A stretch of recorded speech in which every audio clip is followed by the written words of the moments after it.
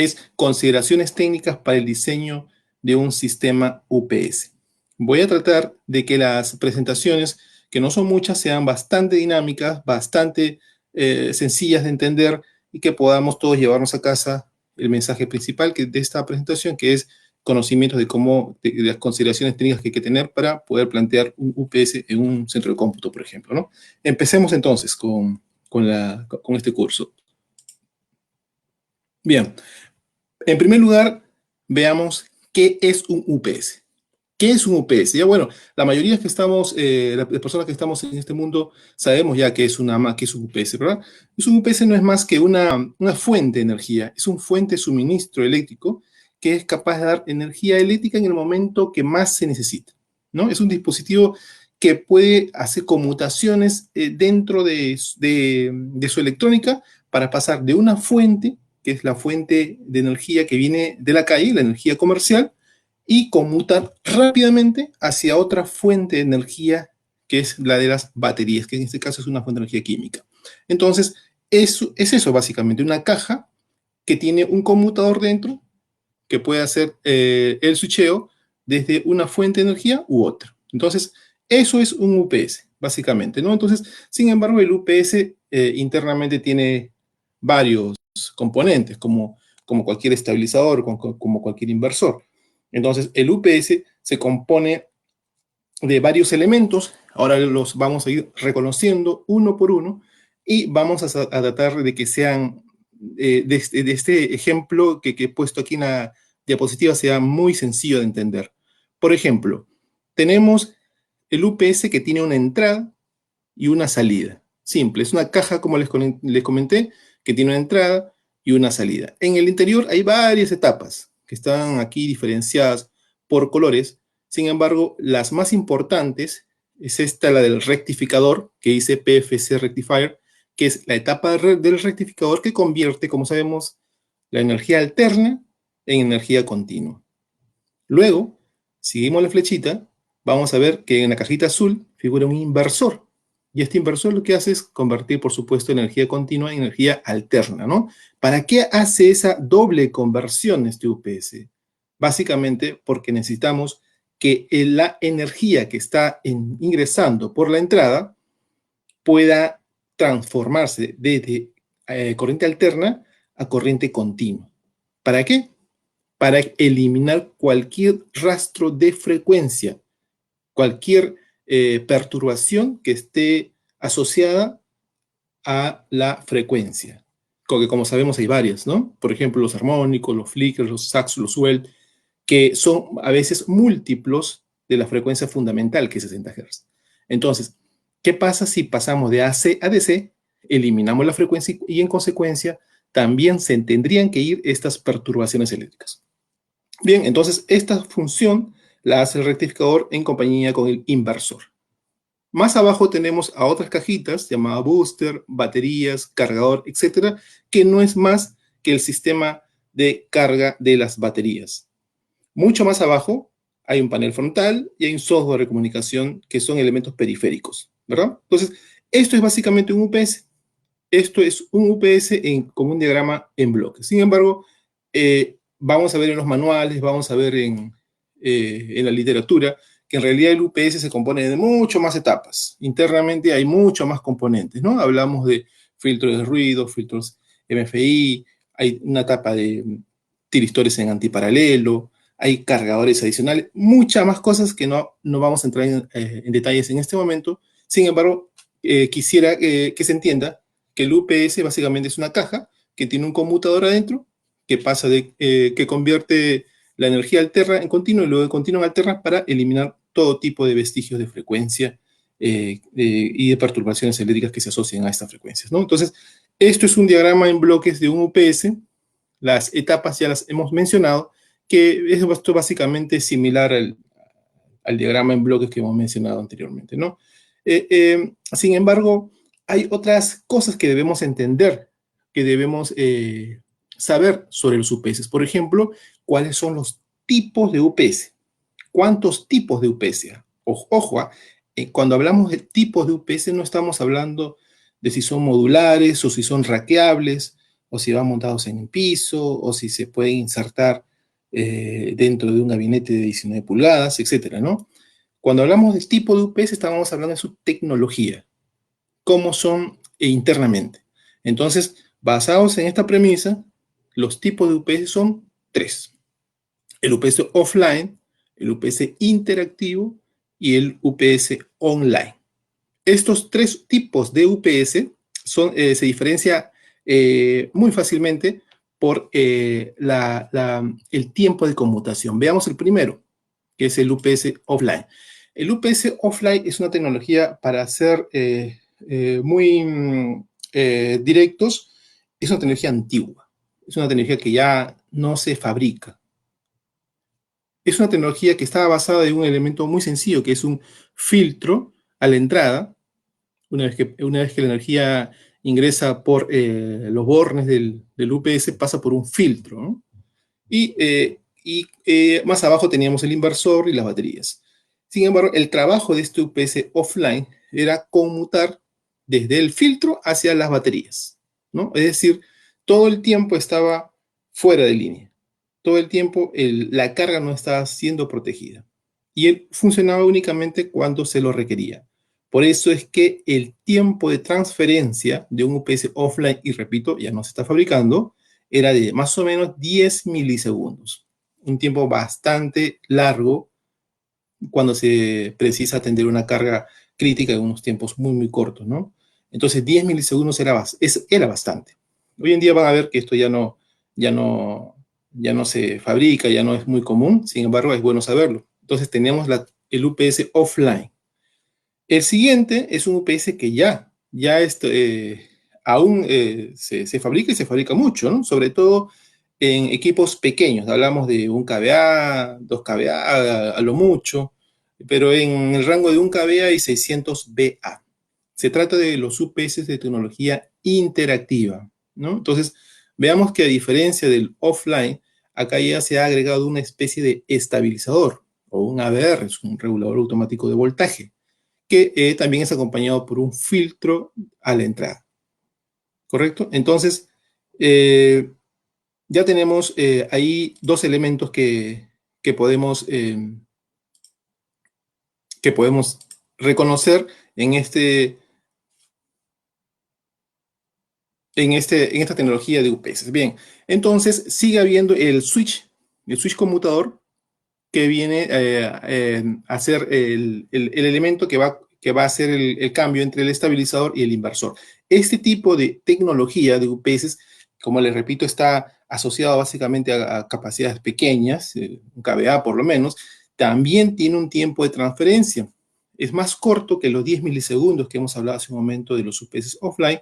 Sin embargo, es usado para cargas pequeñas, para elementos de bajo costo, o para, digamos, cubrir cargas como una computadora que está debajo del escritorio, por ejemplo, ¿no?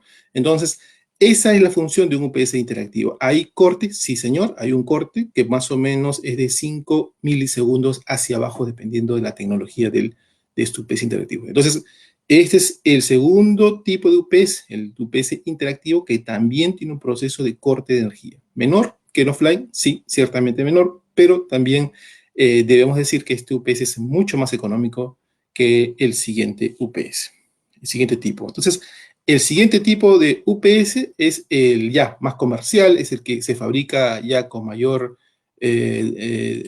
tipos y demanda en el mercado, y se trata del UPS online, de doble conversión, ¿no? Entonces, hace un rato habíamos hablado acerca del rectificador y del inversor. Entonces, aquí está resumido el diagrama en bloques de un UPS online. Esta es la tecnología, señores, que se fabrica y que se vende en el mundo para cargas críticas y que no son tan críticas a veces, ¿ah? Ojo, este tipo de UPS de doble conversión tiene un tiempo de transferencia de cero. Tiene un tiempo de transferencia cero, por lo que ya hemos explicado, ¿no? Entonces, ya ahí la carga está más protegida. Una interrupción de energía alterna ya es transparente para la carga, no la siente. Se puede hacer inclusive servicios de mantenimiento con la carga conectada, y los usuarios de TI, por ejemplo, están ya más seguros de que no va a haber corte de energía. Y si lo hubiera, entra la batería con un tiempo de transferencia cero. La gran ventaja de estos UPS online es la alta calidad de la energía a la salida. Si hace un momento hablábamos de los UPS offline, los UPS interactivos que tenían filtros a la entrada, acá hay un gran filtro que es la doble conversión que garantiza de que las perturbaciones eléctricas de entrada no aparezcan a la salida. ¿Correcto? Entonces, esta es la tecnología con la que vamos a trabajar. Nuestros ejemplos, el ejemplo práctico que vamos a indicar más adelante. Bien, entonces, haciendo un resumen simple, tenemos que la tecnología de UPS en la línea estática, que es lo que se trabaja hoy en día, tenemos el offline, tenemos la línea interactiva y tenemos el online, que es, como le comentaba, el UPS o la tecnología del UPS más extendida en el mundo. Sin embargo, este tipo de UPS online basada en su tecnología se divide en dos partes, según su arquitectura.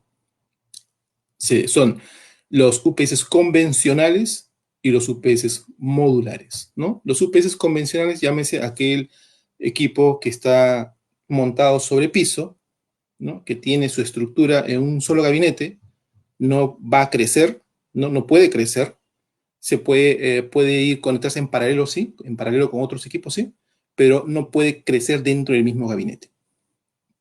Por otro lado, están los UPS modulares que se insertan, que se ponen en un gabinete también, pero tienen la ventaja de que se puedan insertar módulos de potencia.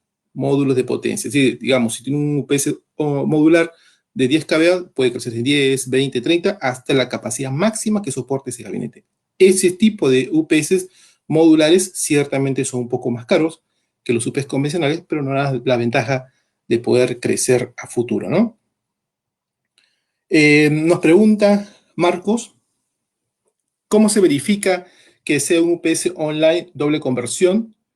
¿O existe alguna prueba en la operación? Marco, mira, la única forma de saber si un UPS es online o si es interactivo es revisando las especificaciones técnicas, ¿no? Digamos, si nosotros vemos un UPS al ojo, no vamos a poder saberlo, salvo que tengamos la experiencia o nos demos cuenta que el UPS es muy chiquitito, que está en piso, de repente 500 VA o un medio kVA o 600 VA, ya nos da una idea de que puede ser interactivo, ¿no? Pero es mejor revisar el manual o las especificaciones técnicas del UPS, ¿no? Ya más adelante vamos a ver que con estas variables que dice aquí, por ejemplo, BFI, ¿no? Que es corriente y tensión dependiente o independiente de la red, de la red, entonces ya nos vamos a dar cuenta si es interactivo, si es online. Entonces, de momento, vamos a reconocer estos tipos de tecnología del UPS, ¿no? Y Henry Flores Loza nos pregunta cómo se dimensiona un UPS. Justamente, Henry, más adelantito vamos a ver cómo se dimensiona. Es más, vamos a hacer un ejemplo práctico y ustedes se dan cuenta rápidamente cómo podemos dimensionar. Antes, un pequeño resumen de lo que hemos hablado hasta ahora, ¿no? Tenemos el online, tenemos la línea interactiva y doble conversión. Señores, ya sabemos entonces hasta ahora que existen tres tipos de UPS según su tecnología, ¿no? Ahí están descritos y también sabemos que el UPS de doble conversión es el que de mayor demanda en el mercado y es el que tiene mejor calidad de la energía a la salida, ¿no? Y también sabemos que los de doble conversión tienen un tiempo de transferencia cero, es decir, no hay corte de energía. Para decirlo más simple, si hay un apagón, el UPS responde y la carga ni la siente. Correcto. Entonces, así de simple. Esa es la tecnología de los UPS de hoy en día. Sin embargo, hay otra cosa que quiero explicar, porque a veces se confunden un poco con lo anterior indicado con los modos de operación de un UPS, ¿no? Los modos de operación del UPS, en resumidas cuentas, es cómo va a funcionar el UPS, qué formas de operar tiene el UPS, ¿no? Entonces, reconocemos 5 formas de operación del UPS, no vamos a entrar en detalles, sin embargo, nos vamos a quedar con una o dos que son las más usadas, ¿no? Entonces, tenemos ahí el modo normal, el modo arranque en frío, el modo bypass, el modo eco el modo mantenimiento. 5 formas en las que puedo operar un UPS. 5 formas, de las cuales 1 o 2 son las más usadas. Ojo, pero es importante entenderlas para saber dimensionar el UPS. Bien, entonces rápidamente vemos qué es el modo normal. Modo normal significa que el UPS está operando, está alimentando la carga y a la vez está cargando sus baterías. Ojo con ese detalle, ¿eh? El UPS en modo normal, que es, digamos, el 95% de los modos de operación de un UPS, es modo normal. ¿Qué quiere decir? Alimenta la carga y a la vez recarga sus baterías. Hace esas dos funciones en modo normal. Por lo tanto, en cualquier data center, cualquier centro de cómputo, cualquier carga que vaya, les aseguro que lo van a encontrar siempre en modo normal y los van a identificar por un LED de color verde o un pitillo sonoro que figure ahí en caso de que esté alarmado. El segundo modo de operación es el arranque en frío. ¿Qué significa esto? Que el UPS es capaz de arrancar con energía desde sus propias baterías, sin energía de la calle, sin energía comercial. ¿Qué quiere decir? Desconecto el cable de alimentación del UPS, presiono el botón Start y el UPS debe ser capaz de arrancar con la energía acumulada en sus baterías. Eso es arranque frío, que es una función también de los UPS. Hay dos o tres más, que es el modo bypass, que es básicamente alimentar la carga desde el bypass, desde el módulo de bypass, que es decir que la energía no está pasando por la doble conversión, simplemente está puenteando eh, a estas dos etapas, ¿verdad? Es el modo bypass. El modo eco se parece mucho al modo bypass. Noten ustedes la flecha morada que figura ahí, se parece mucho. Pero el modo eco también tiene la posibilidad de recargar baterías, ¿no? Entonces, el modo eco se utiliza cuando quiero alimentar la carga desde la energía comercial con todo y los riesgos que eso implica, ¿correcto? Y a la vez recargo mis baterías, ¿correcto? Ese es el modo eco. ¿Qué consigo con el modo eco? Que mi eficiencia aumente. Si mi eficiencia aumenta, gasto menos kilowatts. Y si gasto menos kilowatts, gasto menos dinero, ¿correcto? Entonces, ese es el modo eco. ¿Se usa? Sí, se usa, pero muy poco. Entonces, hasta ahora vamos evaluando 4 formas de trabajar del UPS o 4 modos de operación. La última es el modo mantenimiento. ¿Se parece a las anteriores? Sí, se parece a las anteriores, con la ventaja de que ahora tiene un elemento externo, que es un bypass, aquel que está en color azul por encima de la cajita de los tristores, es un interruptor de bypass. ¿Qué quiere decir? Que para la hora de hacer mantenimiento, los señores del servicio llegan por la noche a hacer el mantenimiento, ponen el UPS en modo bypass, luego pasan a bypass externo a través del tablero de bypass, ya pueden operar el UPS sin energía y con la seguridad del caso. Entonces, señores, esos son 5 modos de operación de los UPS. Les repito, el modo normal es el más usado, ¿correcto? Sin embargo, hasta ahí vamos con la teoría. Vamos ahora a revisar ejemplos prácticos. Vamos a nuestro tema. Vamos a lo que nos convoca ahora, que es el diseño de un UPS. ¿Bien? Entonces vamos a ver ahora cuáles son los parámetros que tengo que revisar, cómo dimensiono mi UPS, si el cliente me pide 20 kVA, 40 kVA, 50 kVA, cómo lo hago, tengo que tener algunos conocimientos previos para poder pedir cotizaciones, por ejemplo, ¿no? Tiempo de autonomía, ¿cómo empiezo? Correcto, entonces, y ahora vamos a ver ese tema. Sin embargo, hasta aquí ya hemos visto entonces modos de operación del UPS y tipos de UPS basados en su tecnología. Conociendo eso, vamos a empezar entonces, señores, con el tema que nos convoca ahora, que son las características que debemos considerar en el diseño de un UPS. ¿Correcto? Entonces, ¿qué es lo que tenemos que considerar inicialmente? Primero, dos variables. Dos variables en mi experiencia que son las más importantes. La carga, que nos va a llevar a saber cuál es la potencia del UPS y si esa potencia nos va a llevar a saber si necesitamos un UPS monofásico o trifásico. ¿Correcto? Primer punto, entonces, la carga. Es importante preguntarle a nuestro cliente cuál es la carga que quiere proteger. El segundo punto es el tiempo de respaldo. Hay que preguntarle a nuestro cliente, señor, cuál es el tiempo de duración de las baterías, cuánto tiempo quiere proteger las baterías. Porque hay casos en que el cliente tiene un grupo electrógeno y dice que el grupo electrógeno arranca en segundos y solamente necesita 5 minutos, exagerando, de baterías del UPS. Entonces, si 5 minutos le parece bien, porque tiene grupo electrógeno, está perfecto también. Sin embargo, hay otros casos donde hay clientes que no tienen grupos electrógenos y necesitan que sus ingenieros puedan apagar los servidores hasta que retornen la energía comercial. Entonces, el UPS debe ser capaz de durar 20 minutos, 30 minutos quizá, hasta que puedan apagar correctamente sus servidores, ¿no? O existe el caso extremo, que hay clientes que no tienen ni grupo electrógeno ni gente de operación. Entonces es una zona remota, por ejemplo, y necesitan un UPS que puede durar horas, varias horas, hablamos de 4 horas a más inclusive. ¿También se puede hacer eso? Sí, se puede hacer eso. Entonces, son dos variables que hay que considerar: la carga y el tiempo de respaldo de baterías. Es lo más importante, ¿ya? Hay también otros factores, por supuesto, no menos importantes, ¿no? También hay otros factores.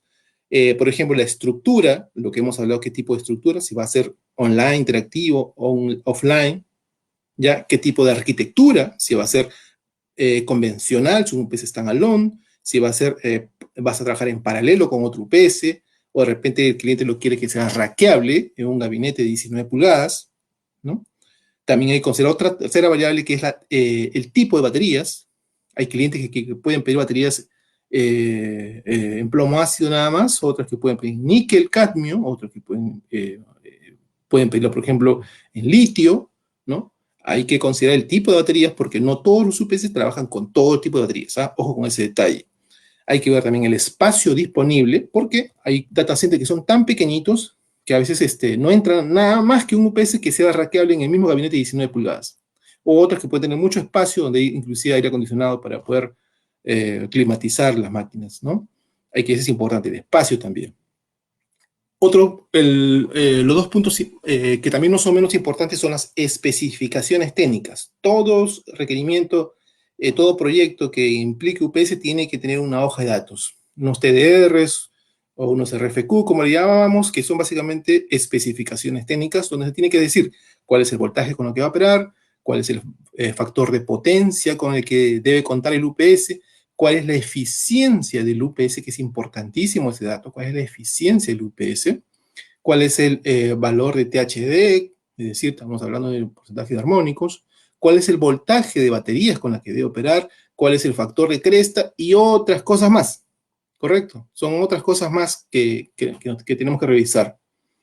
Y por último, y no menos importante, es la altitud. No es lo mismo dimensionar un UPS a nivel del mar que operar a 4.000, a 3.000 metros sobre el nivel del mar. Entonces, todas estas variables hay que mezclarlas y hay que sacar un producto que se adecue a estos factores, ¿no? Entonces, veamos un ejemplo práctico.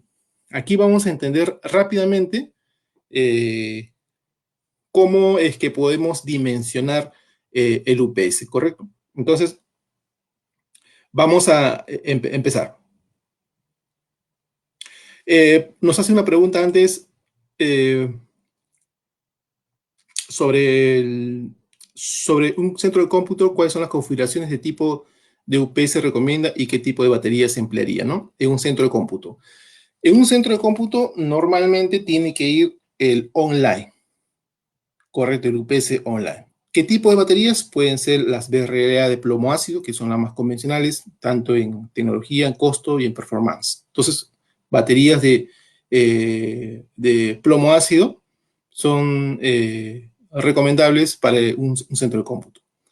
Por ejemplo, si tenemos el mismo centro de cómputo, pero una mina y estamos a 4.000 metros sobre el nivel del mar, es más, ese UPS va a estar a la intemperie, o sea, sometido inclusive, nos ha tocado casos, ha sometido a lluvia, a granizo, a polvo, entonces ahí cambia la tecnología, ¿no? Ya no, el enclosure del UPS, que normalmente es un IP20, que es un cerramiento convencional, cambia o debemos cambiarlo a uno más robusto, ¿no? Para que pueda soportar. Para ello también tenemos que tener consideraciones de ventilación, entrada y salida de aires calientes, etcétera, ¿no? Entonces, va a depender de las condiciones. Sin embargo, si es en un data center en Lima, digamos, un IP20, un UPS doble conversión, batería de plomo ácido, suficiente.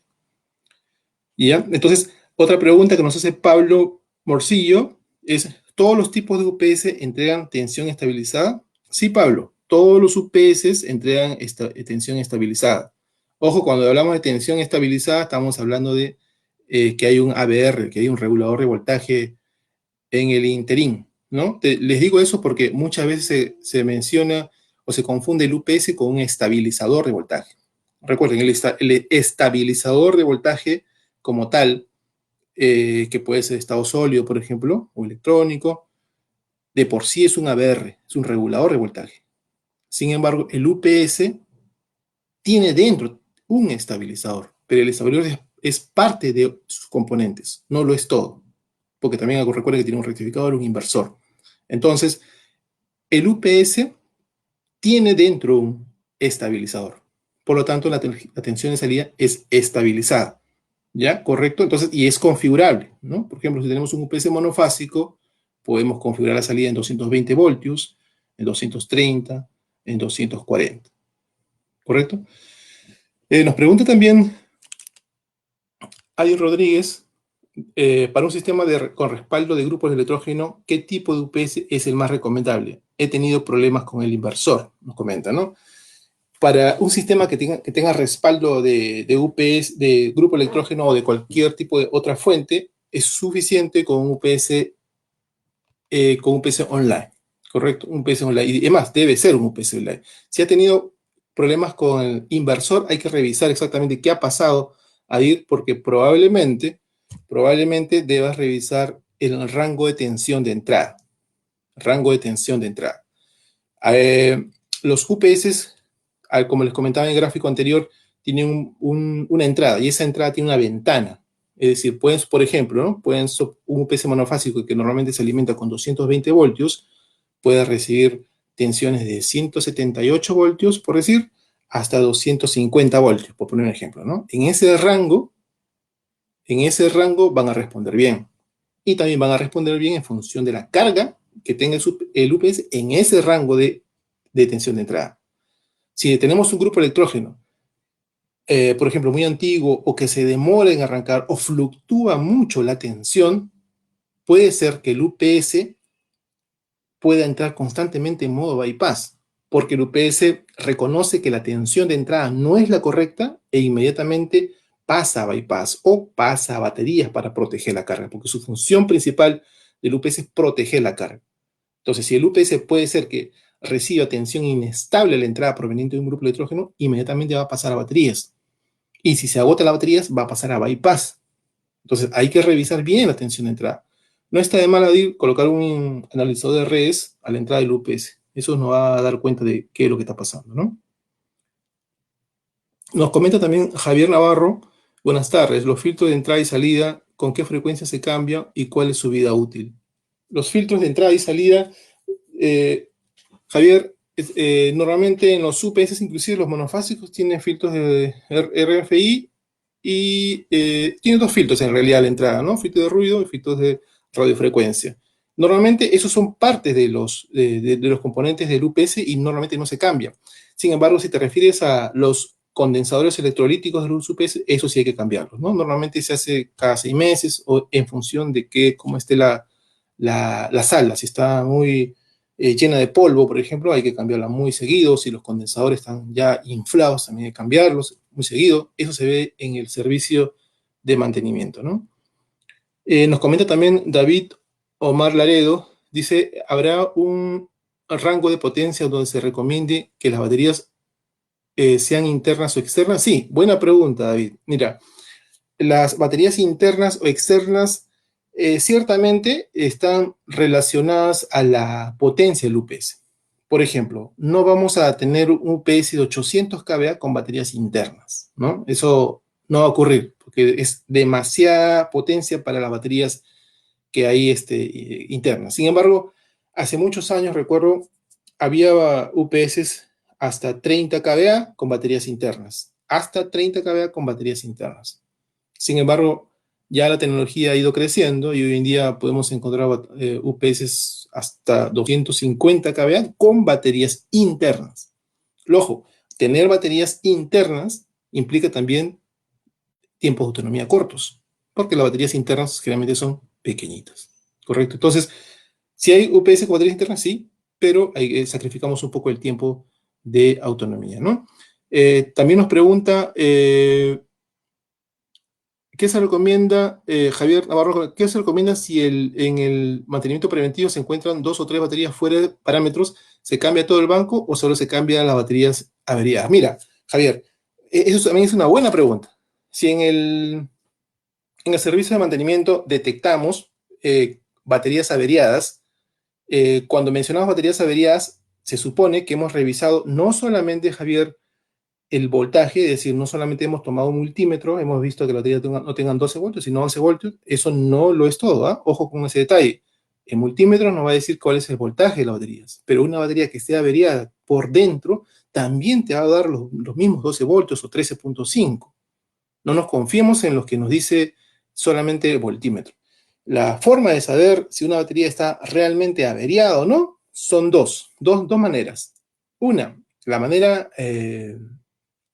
más práctica, las que la mayoría usa, es hacer una prueba de descarga de las baterías, ¿no? Es decir, coloca una carga, puede ser el mismo UPS, ojo, una carga, y procede a descargar la batería. Mientras va descargando, voy tomando lecturas y voy formando una curva de descarga que debe coincidir con los valores de fábrica, o por lo menos acercarse, ¿no? Esa es una forma. La otra forma es usando un instrumento de medición de baterías, ese instrumento no es un multímetro, sino es un medidor de resistencia o puede ser un medidor de impedancia de las baterías. La función de ese instrumento es revisar cómo está por dentro de las baterías. Una batería averiada, señores, implica una variación en su resistencia interna y eso no lo va a detectar el multímetro. ¿Sí? No lo va a detectar el multímetro. La única forma de saber, como les digo, es midiendo internamente la batería y eso es sometiendo a la prueba de descarga o a través de un medidor de resistencia o un medidor de impedancia. Bien, entonces, vamos a continuar. Hay más preguntas. Vamos a continuar con la presentación. Habíamos comprometido cerrar este tema en 1 hora, así que lo vamos a cumplir. Vamos con la siguiente lámina, porque ya estamos tocando el tema de las características que debemos considerar en el diseño de un UPS. Y ahora sí, señores, vamos con el ejemplo práctico. Mucho ojo aquí, ¿eh? Un ejemplo muy sencillo, pero que nos va a ayudar a entender cómo dimensionamos un UPS. Bien, el ejemplo práctico es el siguiente. ¿Cuál sería la capacidad o cuál será la capacidad de un UPS para una carga de servidores de 20 kVA que va a operar a 3.500 metros sobre el nivel del mar? La autonomía requerida por el cliente es de 20 minutos al 80% de carga. Repito, nos piden un UPS de 20 kVA que va a estar a altura, a mucha altura, 3.500 metros sobre el nivel del mar. La autonomía requerida por el cliente es de 20 minutos al 80% de carga. Bien, ¿qué datos tenemos? Tenemos la carga, 20 kVA, nos dan el tiempo de autonomía requerido, que es 20 minutos al 80% de carga, y nos dicen que va a operar a 3.500 metros sobre el nivel del mar. Entonces, con esos datos, por norma, sabemos que el factor de rating, por norma, que la IEC nos indica que a esa altura, 3.500, el factor de rateo va a ser 0,78. ¿Qué quiere decir eso? Que la capacidad del UPS se va a ver afectada por 0,78. La capacidad del UPS se va a ver afectada por 0,78. Es decir, si yo pongo un UPS de tal capacidad, de X capacidad, a 3.500 metros sobre el nivel ya no va a ser X capacidad, va a ser menor. Se ve afectada por la altura, ¿no? Entonces, vamos a tratar de resolver este ejemplo. Su UPS, repito, de 20 kVA, 20 minutos al 80% de carga. Bien, entonces, veamos qué tenemos. ¿Qué tenemos? Y vamos comparando con este ejemplo práctico. Características a considerar. Aquí estoy repitiendo lo que hace un rato hemos dicho, cuáles son las características a considerar para el diseño de un UPS. Entonces estamos hablando de la carga, vamos a hablar del tiempo de respaldo, la estructura, la arquitectura, el espacio disponible, las especificaciones técnicas y la altitud.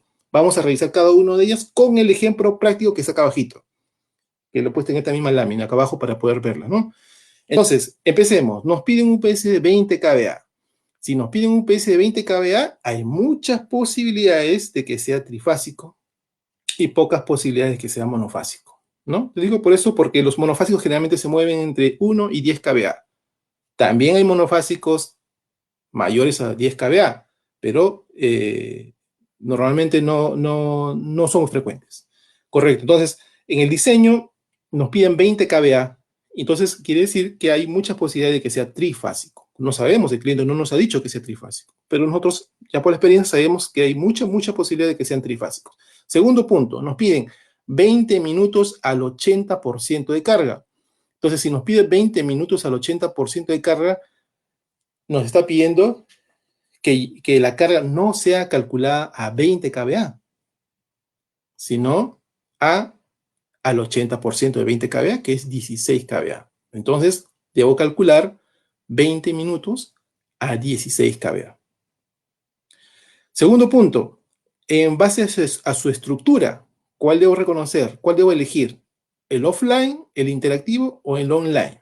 Bien, hemos dicho que el offline es una tecnología antigua, ya no se usa. Hemos dicho también que el interactivo es una tecnología que se aplica a UPS de 1 kVA, 0.6 kVA, equipos chiquititos y económicos. Entonces, eso tampoco es, por descarte nos quedamos con el online. Bien, vamos a seguir avanzando. En función de su arquitectura, puede ser convencional, puede ser paralelo, puede ser rackeable, puede ser standalone. Sin embargo, si leemos el ejemplo práctico, nos dice considerar o la capacidad de un UPS. Nos habla de uno solo. Le ponemos entonces standalone. Si nos hubiera dicho en el ejemplo práctico que sea un UPS paralelable o en configuración 1+1, por ejemplo 2+1, ahí ya tenemos que considerar equipos en paralelo. En este caso nos pide solamente un UPS, así que le ponemos standalone. Seguimos avanzando en el espacio disponible. No nos pide aquí, por ejemplo, no nos dice en el ejemplo que no hay espacio o que esté, que sea rackeable, por ejemplo, no nos pide. Entonces consideramos un UPS que va sobre piso, ¿no? Puede ser un UPS convencional, entonces. El tercer punto son las especificaciones técnicas. Esto normalmente viene acompañado del proyecto. El proyecto debe tener una hoja de especificaciones técnicas que tenemos que cumplir, ¿no? En esa hoja de especificaciones técnicas generalmente está detallado el factor de potencia, la eficiencia, varios valores, ¿no? Entonces tenemos que revisar. Yo tengo más adelante una hoja donde vamos a indicar qué puntos debemos revisar. Y finalmente la altitud, ¿no? La altitud sobre el nivel del mar que nos pide 3.500 metros sobre el nivel del mar. 3.500 metros. Entonces tenemos que saber que nuestro UPS ya no va a ser 20 kVA, porque nos piden que sea a 3.500 metros. Si nos hubiese pedido, digamos, el ejemplo que sea en Lima, le ponemos 20 kVA. Pero como ya es 3.500 metros, tenemos que dimensionar más de arriba el UPS. Veamos, ¿qué solución le podemos dar a este ejemplo práctico? Repito, es un UPS de 20 kVA, 20 minutos al 80% de carga para baterías. Bien, revisemos entonces la solución. Veamos, el dimensionamiento del UPS. Primero la potencia, como habíamos revisado hace un momento, la potencia. Primero revisamos la potencia y luego en segundo punto la autonomía. Veamos la potencia. Si aplicamos el factor de rating que habíamos visto hace un momento, que es 0.78, y si asumimos un UPS de 30 kVA como solución, porque ya de plano sabemos que no puede ser 20, el siguiente inmediato superior comercialmente es el de 30, entonces le aplicamos 30 por 0.78, nos va a dar 23.4 kVA. Esos 23.4 es mayor que los 20 kVA, sí, entonces está bien, correcto. 20 kVA es la capacidad que nos pide como carga, ¿no? Entonces, vamos bien. Hasta ahora va un UPS de 30 kVA. Por otro lado, en cuanto a la autonomía, nos piden 20 minutos al 80% de carga. Nos dice que tiene 20 kVA de carga. Si esos 20 kVA de carga lo multiplicamos por 0.8, que es el 80%, digamos, nos da 16 kVA. Entonces, ¿qué tenemos que hacer? Tenemos que proyectar 20 minutos a 16 kVA. Repito, no es 20 minutos a 20 kVA, es ahora 20 minutos a 16 kVA. Con esos datos ya podemos empezar a revisar la hoja de datos técnicos del UPS y nos damos cuenta que, por ejemplo, el UPS de 30 kVA que está aquí encerrado, que en este círculo rojo, es un UPS de Legrand, modelo Kiorte Evo. Vamos a revisar la capacidad que es de 30 kVA.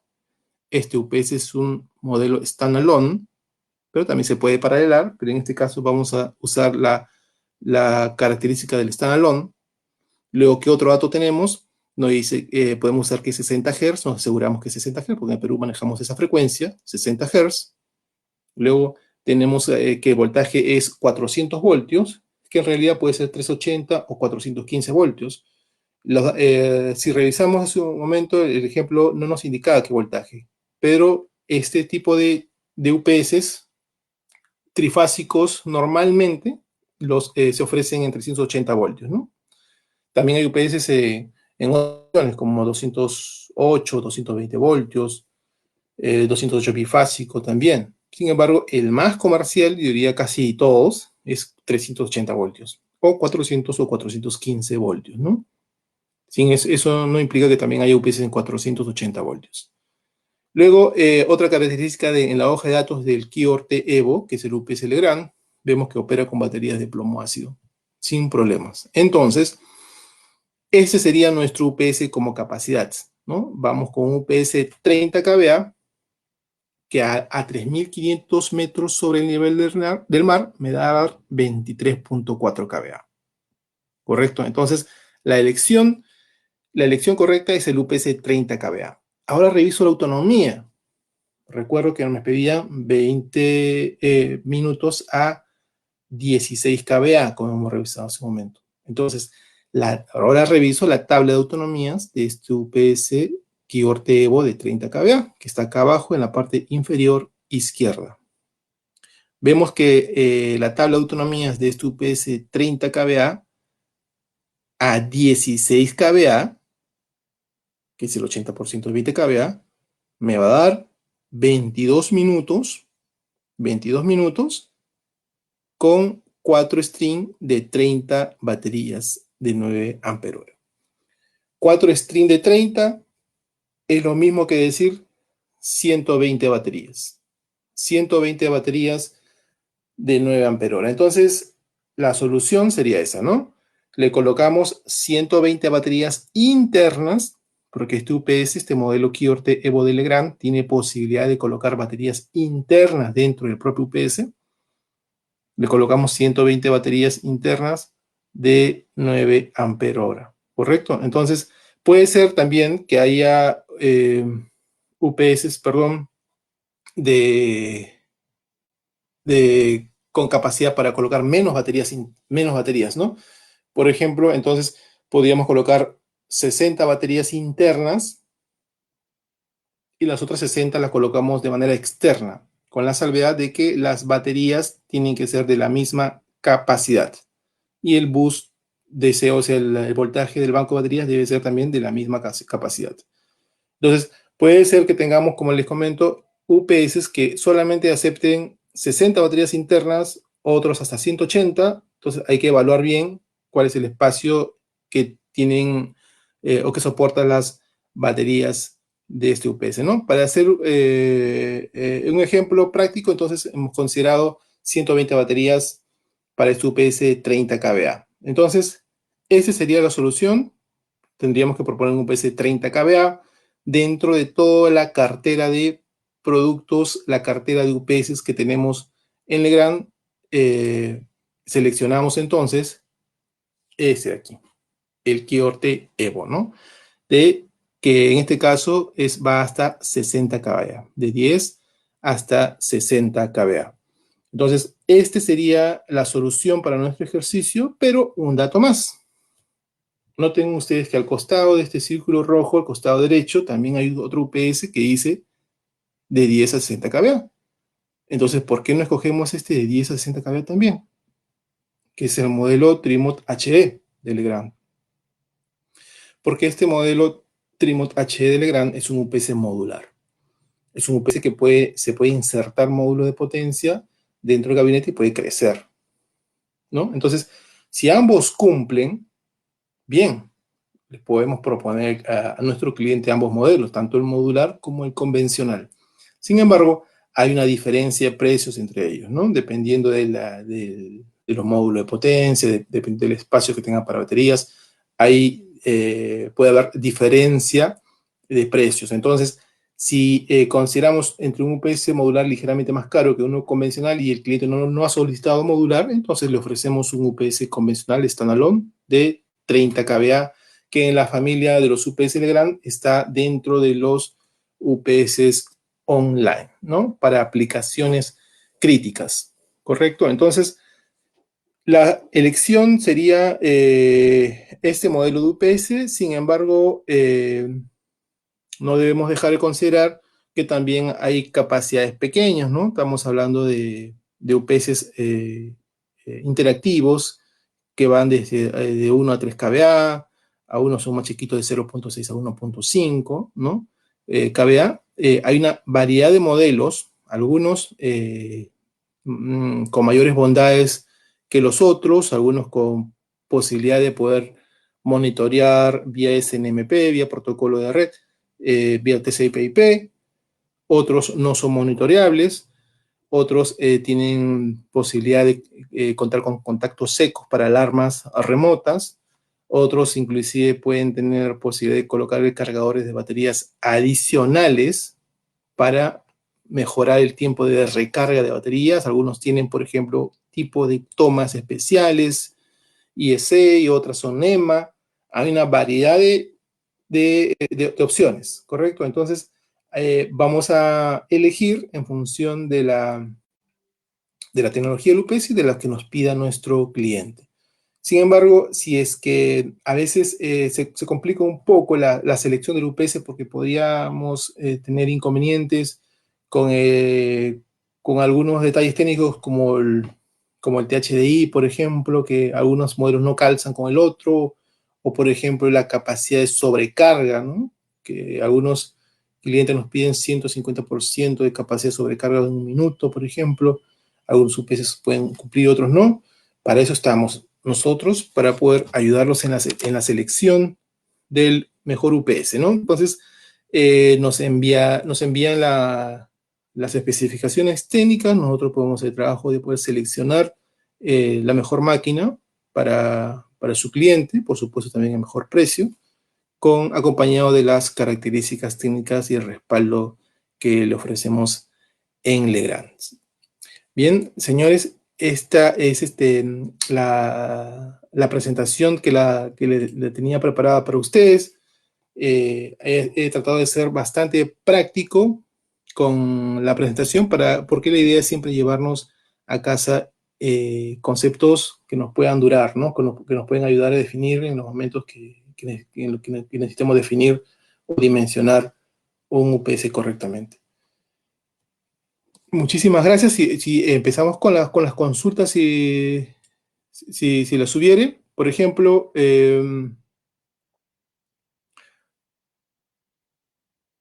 nos comenta Marco Javier, nos dice, ¿no debería multiplicarse 16 kVA por 0.78? Sí, Marco, es importante lo que mencionas, ¿no? Para saber si vamos a multiplicar 20 kVA por 0.78 o multiplicar 16 por 0.78, debemos preguntar a nuestro cliente cuál es la capacidad que requiere a 3.500 metros sobre el nivel del mar. Porque da a veces el caso de que el cliente te pide 20 kVA, pero él ya consideró un sobredimensionamiento. Cuando uno le hace la pregunta, resulta que la carga era apenas 10 kVA y él ya consideró 20 kVA, entonces ya no hay necesidad de multiplicarle por el punto 78, ¿no? Por eso es importante hacer la pregunta al cliente, ¿no? ¿Cuál es la capacidad que necesita a esa altura? Y si ya consideró un factor de rateo, ¿no? Entonces, es importante. Para nuestro ejemplo hemos considerado multiplicarlo por 0.78 a los 20 kVA. Nos pregunta John Ceballos, ¿cuál es la duración de la batería en el tiempo y cuánto se recarga, aguantan en horas de uso? Bien, en cuanto a la duración de la batería, John, va a depender de la tecnología. En realidad, digo trabajamos porque se utiliza mucho acá en el Perú la batería de plomo ácido. La batería de plomo ácido, normalmente las pequeñitas, las de propósitos generales, esta batería de 7 ampere-hora, 9 ampere-hora, tienen un tiempo de vida de 5 años. Tiempo de vida 5 años. Hablamos de tiempo de diseño, de tiempo de diseño de la batería, que son 5 años, lo indica el fabricante. Sin embargo, a los 3, 4 años ya debemos pensar en cambiarlas. ¿Ah? Estamos hablando de baterías de 7, 9 ampere-hora de tipo propósitos generales.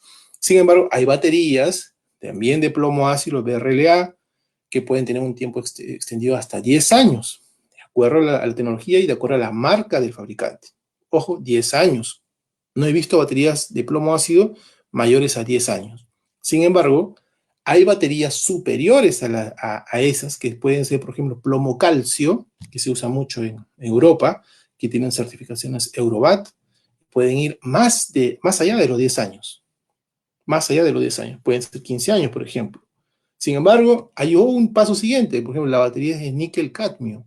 La batería es níquel-cadmio que se fabrica mucho en las sedes que están en Suiza. En esta batería de níquel-cadmio, que se utilizan, por ejemplo, con UPS industriales, que son baterías de 2 voltios, ya no son de 12, sino son celdas de 2 voltios, pueden tener un tiempo de duración de 20 años. 20 años. Son baterías mucho más grandes, el voltaje es más pequeño, pero se utilizan para tiempo de autonomía mucho más grandes también, ¿no? Entonces, va a depender, John, del tipo de batería, ¿no? El tipo de batería es importantísimo para saber. Vamos a seguir con las consultas. Nos pregunta David Omar, ¿un UPS de por sí lleva ya una batería muy aparte de una batería interna o externa? Mira, David, el UPS puede tener baterías internas como no puede tener ninguna batería, ¿ya? Ojo, hay clientes que lo usan a veces sin baterías porque quieren aprovechar la capacidad de doble conversión del UPS. No necesitan tiempo de autonomía, solamente necesitan que la energía sea limpia y esa energía limpia no la puede dar un estabilizador. Por lo tanto, optan por un UPS sin baterías. Sin embargo, el UPS puede tener unas baterías mínimas, un tiempo de autonomía mínima basado en en su batería interna. Por ejemplo, 3 minutos al 80% de carga, que es un tipo de autonomía muy pequeñito, pero se puede hacer. Todo va a depender del tipo de autonomía o del tiempo de autonomía que requiera nuestro cliente, ¿correcto? Eh, eh, Nos pregunta también, ajá, acá Cristian Gallego nos dice, hola, disculpa si se aterra un neutro desde la llegada de la red comercial y ese neutro se corre hasta la entrada del UPS, el neutro a la salida del UPS debe volver a aterrar. Muy bien, buena pregunta, Cristian. Mira qué interesante, el neutro en un sistema estabilizado. Bien, lo que tenemos que hacer, Cristian, es, si tú tienes una red de entrada, sea, por ejemplo, 220 voltios trifásico, el clásico 220 voltios trifásico con su tierra, a la entrada del UPS debes colocar un transformador de aislamiento, cuyo primario sea delta y cuyo secundario sea estrella. Al tener secundario en estrella, lógicamente ya tienes tu neutro, y ese neutro lo llevas a tierra, y ese neutro a la vez ingresa al UPS. Repito, la estrella del secundario del transformador, el punto central, lo llevas a tierra, y a la vez ese neutro va a ser el neutro que ingresa al UPS. Dentro del UPS, el neutro va a ser corrido, es decir, no hay conmutación de neutro, no se interrumpe, el neutro es corrido. Y a la salida del UPS tienes línea 1, línea 2, línea 3, neutro y por supuesto su tierra. Y entre neutro y tierra vas a encontrar 0 voltios. Entonces, ese es lo que tenemos que conseguir, Cristian, ¿ya? ¿El neutro a la salida del UPS se debe volver a aterrar? No, no es necesario, ¿no? Una vez que tú lo aterras a la entrada o en el secundario en el secundario del transformador, ya no es necesario volver a aterrar, porque ya lo tienes. Es más, no se debe aterrar nuevamente, porque hay distancias, ¿no? Hay distancias entre el aterramiento del punto central de la estrella, que está en el secundario del transformador, y puede haber una distancia muy larga, digamos 10, 20, 30, 40 metros. Y alguien dice, se le ocurre volver a aterrar ese neutro. No, no se debe aterrar porque vas a generar un voltaje. Entonces, entre el neutro del transformador de aislamiento y el nuevo aterramiento más adelante hay una distancia, y la distancia es resistencia del cable. Si pones resistencia del cable, generas una tensión, y la tensión genera corriente. Por lo tanto, no es aterrar nuevamente el neutro más adelante. Es suficiente con que vaya a la barra de tierra y ahí está todo aterrado. Bien, entonces esa es la recomendación. Adín Rodríguez nos preguntaba si es recomendable instalar un transformador de aislamiento. Sí, como les comentaba Adín, sí es importante poner un transformador de aislamiento a la entrada. ¿Por qué? Porque en el transformador de aislamiento vamos a aprovechar una variable que es muy importante, ¿no? La resistencia del transformador, lo que llamamos comúnmente reactancia inductiva, ¿no? La resistencia del transformador. La resistencia del transformador, esta reactancia inductiva es como una malla, es como un filtro. Si llega un pico de tensión, lo que va a hacer la resistencia inductiva del transformador es aumentar su resistencia para que ese pico no aparezca en el secundario. Entonces, hay una variación, hay una ecuación en la que varía la resistencia en función de la frecuencia. ¿Correcto? Entonces, si el pico más alto tiene una frecuencia, varía la resistencia, por lo tanto, no pasa al secundario transformador. Y si pasa, pasa muy atenuado, que va a ser eliminado con la doble conversión del UPS. Bien, entonces, sí es importante colocar un transformador de aislamiento a la entrada. ¿Ya? Ya para terminar, ya va a ser casi las 7, vamos a completar casi una hora. Un par de consultas más nos dice que en el diseño no se ve la necesidad de transformador de aislamiento. ¿Cuál sería la potencia de transformador de aislamiento que sería la entrada y salida? Bien, el transformador de aislamiento a la entrada normalmente se coloca 20% más que el UPS. Tienes un UPS de 10 kVA monofásico, entonces a la entrada debes colocarle un transformador de 12 kVA. Igual, ¿no? 220, 220. Siempre 20% más al transformador. Es necesario un transformador de aislamiento sea factor K13. El factor K, mi estimado Ángelo, nos da, como sabemos, la posibilidad de que el transformador pueda soportar altas temperaturas productos de corrientes armónicas. Eso es básicamente el factor K. Entonces, le ponemos K13 o K1 o K20, va a depender de la carga. Por ejemplo, tienes un hospital, una sala de cirugías, donde hay mucho elemento electrónico, y también tienes la norma que dice que para hospitales tienes que poner K20, entonces le ponemos K20. También la norma habla de sistemas satelitales, repetidores de radiofrecuencia, de radiocomunicación, también hay que poner K20. ¿Correcto? Entonces, sin embargo, si tenemos un centro de cómputo acá en Lima con una carga muy pequeñita, le ponemos K1, ¿no? Suficiente con eso, ¿ya? Va a depender mucho también de la carga, ¿correcto?